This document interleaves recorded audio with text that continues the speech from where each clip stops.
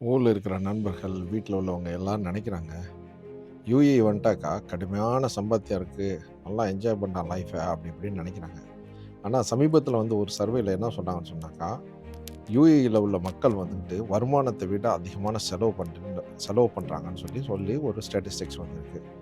நீங்க எந்த ரகத்த சேர்ந்தவங்க? நீங்க இப்ப எவ்வளோ செலவு பண்றீங்க? உங்களால சேமிக்க முடியுதா? உங்க ஃபேமிலிக்கு ஈஸியான முறையில அனுப்ப முடியுதா? இல்லாட்டி ஃபேமிலிய கொண்டு வந்து இங்க வச்சிருக்க முடியுதா? இங்க விலைவாசிகள் எப்படி இருக்கு? உங்களோட லைஃப் எப்படி இருக்குங்கிறத மறக்காம கமெண்ட் பண்ணுங்க. ஸோ நீங்க கிரெடிட் கார்டு வச்சிருந்தீங்கன்னாக்கா, கண்டிப்பாக 1க்கு 5 கிரெடிட் கார்டு, 10 கிரெடிட் கார்டு வச்சுக்கிறவங்கலாம் இருப்பாங்க. அது பெருமையா நெனைப்பாங்க. முற்றிலும் தவிர்க்க வேண்டிய ஒரு விஷயம். நீங்க கிரெடிட் கார்டு வச்சிருந்தீங்கன்னாக்கா, உங்களுக்கு கடன் சொல்லி வர தேவையில்ல. அது பாட்டுக்கு எனக்கென்னான்னு வந்து குவிஞ்சிடும்.